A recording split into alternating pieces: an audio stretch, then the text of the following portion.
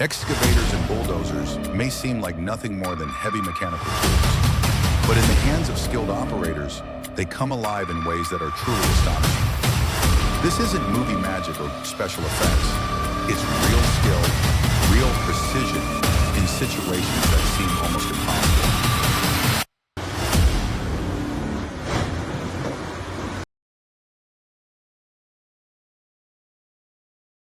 In desolate job sites where wind howls and dust blankets the air, you wouldn't expect finesse.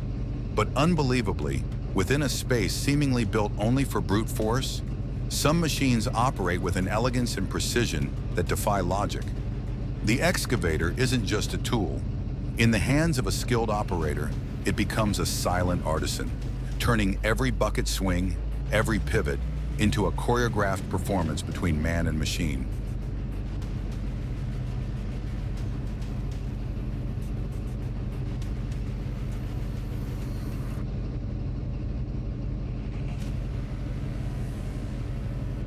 In a scorched and arid land where the wind whips up biting dust, the excavator stands like a lone warrior. Yet contrary to the rugged surroundings, its every movement is smooth and deliberate. The bucket lowers not with a crash, but with a graceful press against the parched earth. As it rotates, the machine doesn't jerk. It glides, as if its metal frame is in harmony with the howling wind. The operator doesn't rely on clear vision.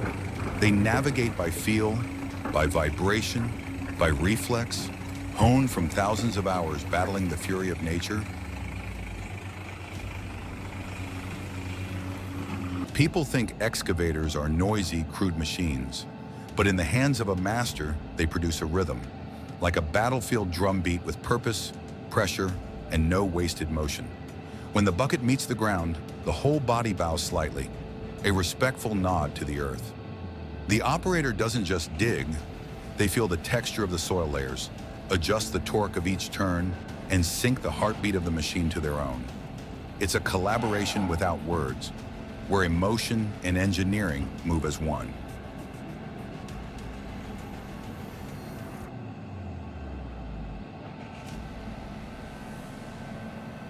In a place where engine roars are the only sounds echoing through the barren desert, the excavator becomes an instrument, and its operator a silent performer. They don't work, they compose. Every lift of the bucket, every drop, is calculated, precise, and placed with intent. The bucket touches the ground like an artisan's hand shaping clay, molding the terrain to their will. This is no longer brute labor. It's a solo performance between human and machine, creating rhythm from sand, steel, and silence.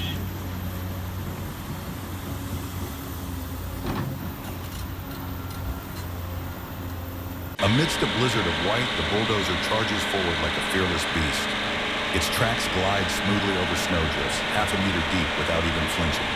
The operator isn't merely driving, he's conducting a symphony of steel, steering this massive machine with fluid grace to clear paths for convoys behind. At times, the wind lashes against the cabin. The windshield fogs over, yet his hands remain steady, pushing thick snow to the sides and leaving behind a clean, precise corridor. This isn't just snow removal, it's a performance carved in ice.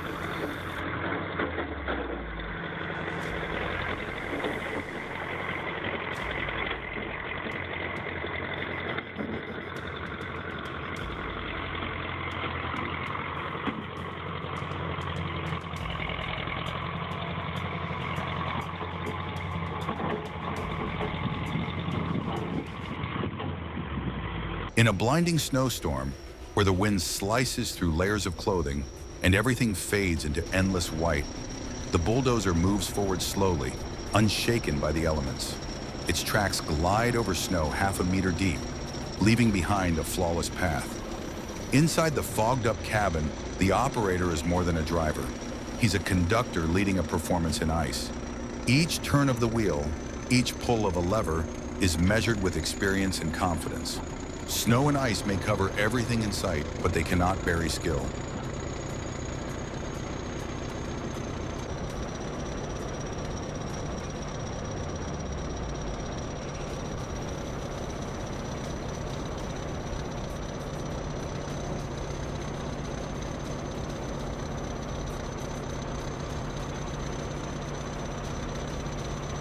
From afar, it might look like the bulldozer is dancing in the snow. Its movements are graceful, never rushed, just smooth turns and deliberate pushes that send waves of snow cascading to both sides. The operator doesn't rely on a full view, just a few vibrations through the seat, a dim beam of light, and years of feel.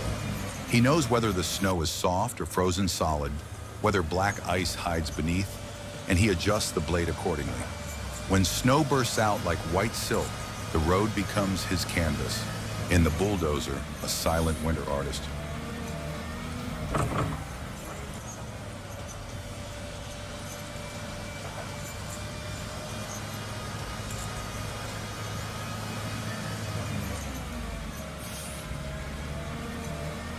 In the heart of an old building awaiting demolition, the excavator moves like a gentle hand unraveling history.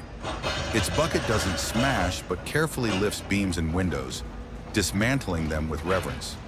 The operator isn't demolishing, he's deconstructing a memory. Each movement is calculated, tender, almost ceremonial. In place of noise and violence, there is silence and control. Demolition transformed into a quiet symphony of steel.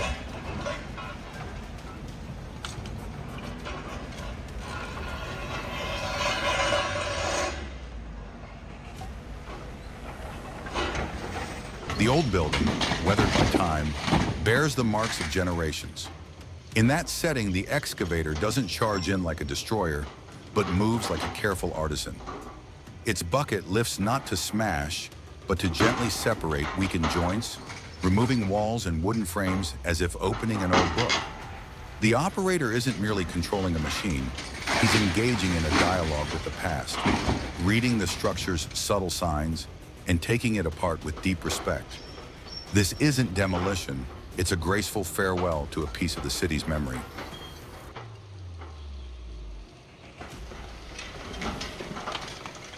The decaying structure may seem lifeless, but to the operator, it's a body that deserves tenderness.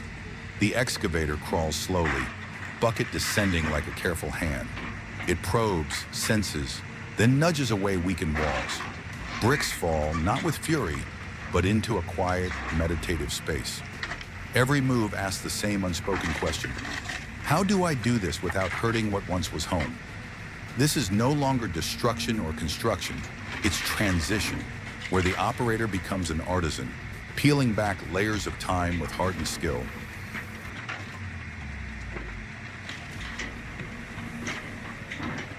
The abandoned house stands cracked and weathered, roof tiles already fallen. But the excavator doesn't storm in. The operator steps into the cab like entering a sacred, silent stage. He starts the engine, studies the frame, then slowly lowers the bucket like a surgeon making a precise incision. Each piece is removed not to discard, but to respectfully close a chapter.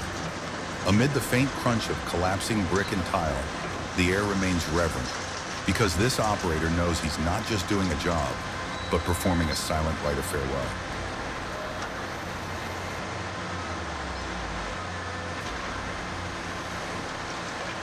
Amid the stench, sludge, and chaos of a giant landfill, a bulldozer silently carries out a task few would ever want. It doesn't just push forward, it must dodge jagged objects, navigate soft, sinking ground, and deal with unpredictable waste beneath.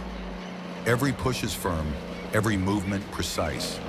Bit by bit, it compacts, clears, and restores order without damaging its blade or tracks.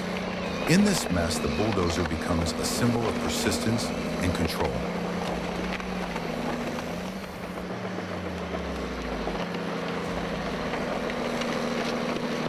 At deep rock quarries, bulldozers and excavators work together with astonishing harmony. The bulldozer goes first, smoothing the surface like rolling out a carpet. The excavator follows close behind, scooping precise loads with unmatched accuracy. Not a single movement is wasted, not a single rock left behind. Amid the roar of engines and swirling dust, they form a wordless duet, steel, oil, and human intuition working as one.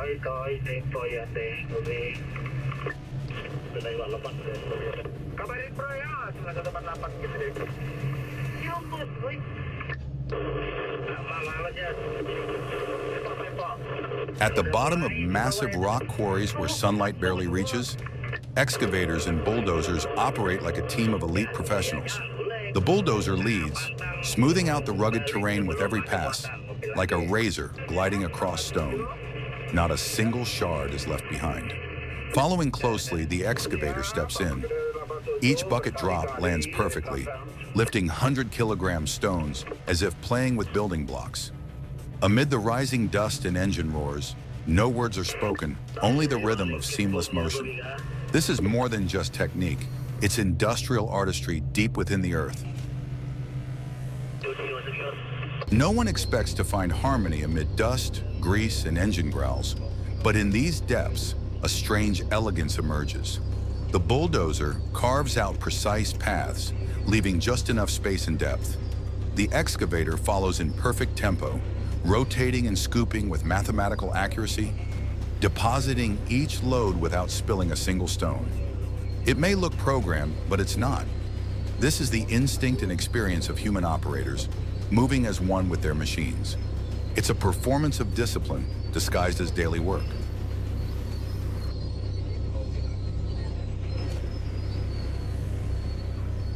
To many, these scenes seem unreal, like CGI or special effects. But they're real. No tricks, no editing, just raw skill and experience. Behind each machine is a human, mastering hundreds of horsepower with their hands, eyes, and years of intuition. For these operators, this is not just a job. It's a craft, a calling, and an art of survival among giants of steel.